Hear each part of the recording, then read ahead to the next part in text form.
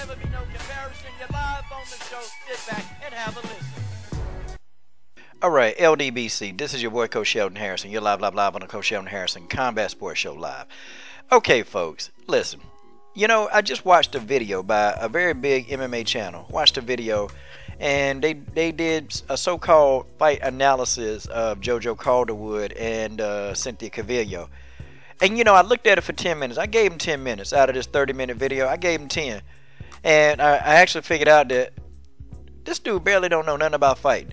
And I sat back and I listened because I had to listen to this guy say that this, you know, Cynthia Calvillo is like Ronda Rousey. The hell? Are you serious?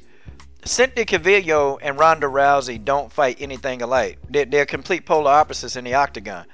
Cynthia Calvillo can submit you from a number of different ways. Ronda Rousey had the armbar submission. I mean, that was Ronda Rousey's bread and butter. Once Ronda Rousey put you in that armbar submission, it was a wrap. You're not getting out of it, okay?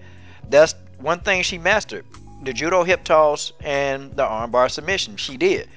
And, you know, I'm not a Ronda Rousey fan. Hell no. But I still have to come on here and tell you that if you're caught in Ronda Rousey's armbar, you're not getting out of that. That's just how it is, okay? But Cynthia Calvillo is different from Ronda Rousey. First of all, Cynthia Calvillo already proved that she can stand, okay? Ronda Rousey didn't have a clean stand-up game. The only person, I mean, she knocked out Betch Kohel. And they was in close quarters, and Betch Kohel is a sloppy fighter anyway, so you got two sloppy stand-up fighters going at each other. Hell, I mean, it was a clear... I mean, Ronda Rousey couldn't have lost that fight. I'm just saying. That's just how that is, okay? She fights nothing like Ronda Rousey. And I'm sitting here thinking, where the hell do these people get this? Like, do they really honestly analyze fights? Or do they just look at the photographs and be like, oh, this is what it is? And that's how I kind of felt when I was watching that thing. You know, I'm like, this damn dude is a damn fool. This dude smelled like fear, Fruity Pebbles, and feet and possum piss when I saw that. That's just how that is. Cynthia Calvillo can't catch a break. That's what it is. See, the media and so many people, they wanted Calderwood to win. Oh, they wanted her to win. Stop. They wanted her to win. Even though Cynthia Calvillo even was the betting favorite, they wanted Calderwood to win.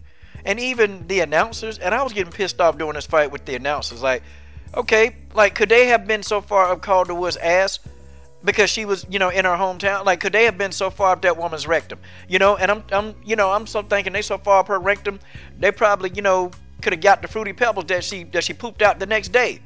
I mean, that's how far that they was on Joanne Calderwood.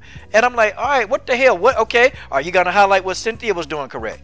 Are you gonna highlight the counter punching? Are you gonna highlight, you know, how she kept Joanne Calderwood from throwing those combinations? Are we going to highlight that? Are we going to talk about the feints? Are we going to talk about how Cynthia Calvillo was actually grappling at an angle? Okay, something that Ronda Rousey doesn't do. Ronda Rousey comes straight ahead. And I keep telling y'all, there's a difference between a good grappler and an outstanding grappler. Calvillo is what you call, she's an outstanding grappler. She grapples you from angles. If she fails a takedown attempt, she's going to try a different angle. But she's gonna stay persistent until she takes you down. And this girl don't get no credit, man. Like, you know, how the hell does somebody who take 2 fights on short notice still can't get no respect? The first fight she took, she was waiting tables at the damn Cheesecake Factory when Sean Shelby called her on the phone and said, look, I got a fight for you. And Cynthia was like, hell yeah, let's go get this. Let's go get this. Let's go get this paper. I mean, what the hell? She came in on 2 weeks' notice, fought that fight, and won that fight. How the hell are you going to explain this? The next fight she took was on 3 weeks' notice. 3 weeks. Fought that fight, won that fight. How the hell you going to explain this? I mean, folks, we got to stop, okay? We got a hype job, okay? Let's take a look, okay? And then, you know, she came in, and people were saying that if this thing went to the decision of the judges, Calderwood would get a hometown decision. That didn't happen. And if you guys really go back and watch the fight, if you literally watch the fight, you can see where Calvillo stopped JoJo Calderwood from getting her offense off. She was throwing a very good educated jab that was disrupting Calderwood from doing what she needed to do. Like, guys, I mean, it amazes me. Like, it's some people I don't even respond to because I'm like, you don't know about, you know, like what a person, like, you just don't know. And her game has improved.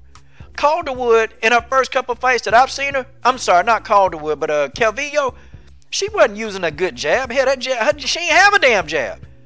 But she been working on it, and the jab worked in this fight. Why people can't see this? And then we got this narrative, and I'm finna go ahead and bust some people out the water. Oh, okay, yeah, well, you know, they're gonna push her up in the rankings. They're gonna make her fight Tisha Torres. And okay, let's look at this. Okay, these are the UFC rankings. Okay, these are the rankings. Now, they haven't made any changes yet, but I assume this week they're going to make some changes to this bogus-ass rankings anyway. I'm just saying, okay? I never was a fan of the UFC rankings, and they say that a bunch of people get together and vote on these rankings. Yeah, right. Dana White, the Fertitas, and WMMA, hell, I bet you they decide these damn rankings. I'm not trying to hear people saying that Dana White don't have nothing to do. Yeah, they do. Because they the one, Sean Shipp, they the one match up these damn fighters. Stop it.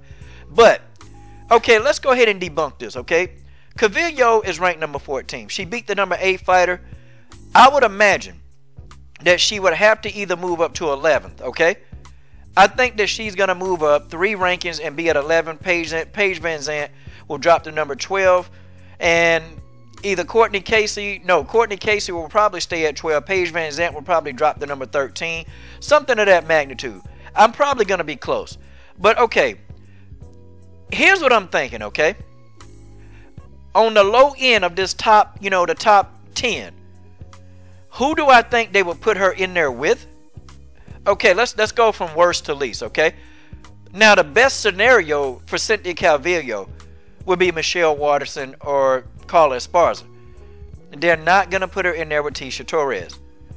I guarantee that Tisha Torres will probably be fighting Karolina Kowalkiewicz, okay? Or Jessica Andrade. Tisha Torres will probably go up against Andrade or Kowalkiewicz because Kowalkiewicz wants another crack at the title after losing to Claudia Gadelha. Folks, that's just how that is. That's just the way that is. Okay? Now, on the first end, they may. Now, here's what could happen.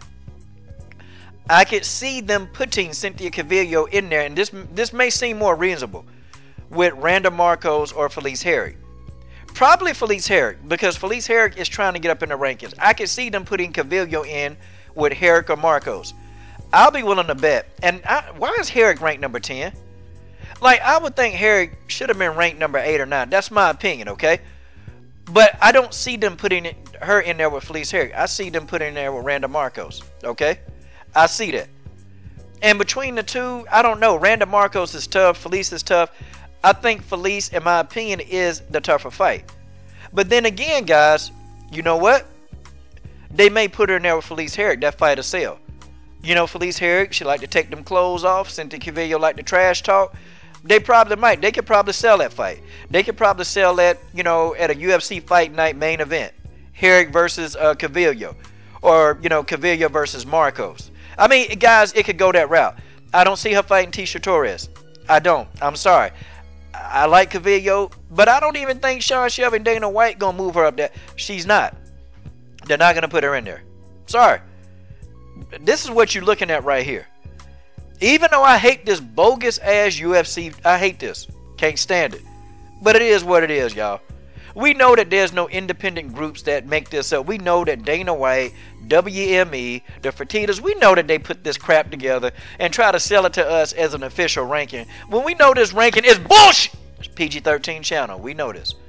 But guys, stop hating. Give Calvillo her props. This is your boy Coach Sheldon Harrison. I'm done. What are you guys waiting on? Subscribe to the best women's MMA platform on YouTube.